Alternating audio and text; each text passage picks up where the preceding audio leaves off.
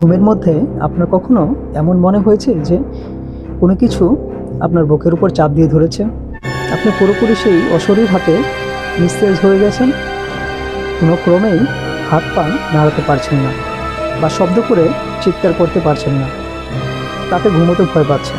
গ্রামাঞ্চলে এটিকে বোবাই ধরা বা বোবাই ভূতে ধরা হিসেবে সবাই জানে। চিকিৎসা বিজ্ঞানে এর নাম হচ্ছে স্লিপ প্যারালাইসিস। ঘুমের মধ্যে এটি এক ধরনের সাময়িক প্যারালাইসিস যা আমাদের অঙ্গ প্রত্যঙ্গ ও পেশির উপর আমাদের নিয়ন্ত্রণ হারিয়ে ফেলাকে বোঝায়। কেন ধরে বোবাই ভূত? একটা সময় ছিল যখন বিশ্বাস করা হতো শয়তানের কুমন্ত্রণায় এমনটা হয়ে থাকে। বর্তমানে আধুনিক চিকিৎসা বিজ্ঞানের কল্যাণে জানা যায় যে প্রধানত দুইটি কারণে স্লিপিং প্যারালাইসিস হয়ে থাকে। আমাদের অবচেতন মন সামনে চলে আসে আর সচেতন মন সাময়িক গভীরে চলে যায়। অঙ্গ প্রত্যঙ্গগুলো অবশ হয়ে যায়, ঐচ্ছিক পেশিগুলো শিথিল হয়ে যায়। ব্যাপার দুটি ব্যাখ্যা করা যাক এখন। আমাদের মানবদেহ সৃষ্টিকর্তার এক বিস্ময়কর সৃষ্টি। বিজ্ঞানীরা এর সম্পর্কে যতই জানছে ততই অবাক হয়ে যাচ্ছে। আমরা স্বপ্নের মধ্যে অনেক সময় দৌড়ঝাঁপ করি, লাফালাফি করি। ঘুমের সময় যদি ঐচ্ছিক পেশিগুলো অ্যাক্টিভ থাকতো তাহলে আমরা স্বপ্নের মারামারি করতে গিয়ে পাশে থাকা মানুষটির ক্ষতি করে ফেলতাম অথবা নিজের ক্ষতি করে ফেলতাম। এই নিরাপত্তার জন্যই মস্তিষ্ক আমাদের অঙ্গ প্রত্যঙ্গের পেশিগুলোকে শিথিল করে ফেলে। তাই হঠাৎ ঘুম ভেঙে গেলে আমাদের মস্তিষ্ক সাথে সাথে সজাগ হয়ে যায়, কিন্তু হাত পা বা অন্যান্য অঙ্গ প্রত্যঙ্গ এত দ্রুত সজাগ হতে পারে না। ফলে আমরা হাত পা নাড়াতে চাই কিন্তু হাত পা নাড়াতে পারি না। আমরা ভাবি এই বুঝি শেষ। চিৎকার করতে চাই কিন্তু গলা দিয়ে কোনো আওয়াজ বের হয় না। অনেকে ভয় পেয়ে ঘামতে থাকে, মনে হয় বুকের উপর কিছু একটা উঠে বসেছে। এমনকি অনেকে ভূত বা জিনের চেহারাও দেখতে থাকে। অনেকে আবার কণ্ঠও শোনে। আসলে স্বপ্নের মতো অনুভূতিটা তখন অত্যন্ত জীবন্ত মনে হয়।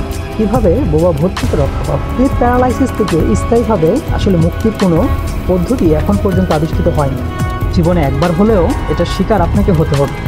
তবে যারা খুব বেশি মাত্রায় আক্রান্ত হচ্ছেন তাদের জন্য আজকের ভিডিওতে কিছু টিপস রয়েছে। এই টিপসগুলো মেনে চললে ইনশাল্লাহ এই ধরনের সমস্যা থেকে মুক্তি পাবেন। একদম পিঠ বা বুকে ভর দিয়ে ঘুমালে এই সমস্যা বেশি হয়ে থাকে। চেষ্টা করুন পাশ ফিরে ঘুমাতে, তবে বাম পাশে না ঘুমানোটাই ভালো।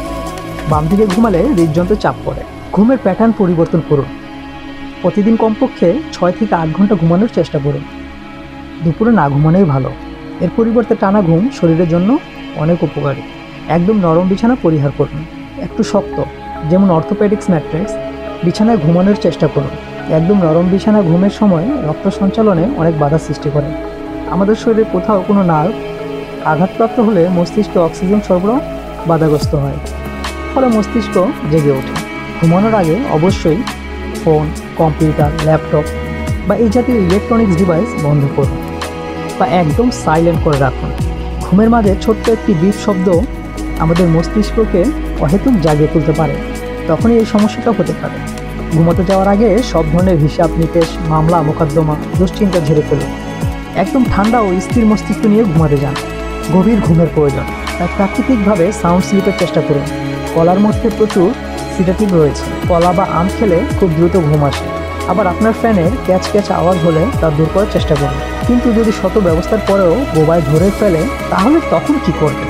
স্লিপ প্যারালাইসিসের সময় প্যানিক হবেন না, শান্ত থাকার চেষ্টা করুন। লম্বা করে নিঃশ্বাস নিন। যেহেতু আপনি এখন স্লিপ প্যারালাইসিসের কারণ জানেন, ফলে অহেতুক ভয় পাবেন না। এটা খুবই স্বল্প সময়ের ব্যাপার মাত্র। স্লিপ প্যারালাইসিসের শরীরে তেমন কোনো ক্ষতি হয় না, তবে ভয় বা আতঙ্কই সবথেকে বেশি ক্ষতিকর। তাই আতঙ্কিত হবেন না। প্যানিকের কারণে স্থায়ীভাবে প্যারালাইসিস হওয়ার সম্ভাবনা থাকে। প্রথমে আপনার ছোট্ট একটি অঙ্গ প্রত্যঙ্গ যেমন হাত বা পায়ের পেশি নাড়ানোর চেষ্টা করুন। ছোট একটি অঙ্গ নাড়াতে পারলেই কিছুক্ষণের মধ্যেই বাকি অঙ্গগুলো স্বাভাবিক হয়ে উঠবে। মানবদেহের সবচেয়ে শক্তিশালী পেশি হচ্ছে জিহ্বা। তাই জিহ্বাকে নাড়ানোর চেষ্টা করাটাই সবথেকে সহজ ও যুক্তিসঙ্গত। জিহ্বা নাড়াতে পারলে বাকি অঙ্গগুলো এমনিতেই জেগে উঠবে। সেক্ষেত্রে সৃষ্টিকর্তার নাম উচ্চারণের চেষ্টা করে মানুষ সবথেকে বেশি ভালো ফলাফল পেয়েছে। স্লিপ প্যারালাইসিস থেকে মুক্তি পাওয়ার পর সাথে সাথে ঘুমাবেন না। একটু সময় নিন, পানি খান, হালকা ব্যায়াম করুন। জটিল ও দুর্বোধ্য বইও পড়তে পারেন, এরপর ঘুমান। ভিডিওটি ভালো লেগে থাকলে আমাদের চ্যানেলটি সাবস্ক্রাইব করার অনুরোধ রইল। Thanks for watching.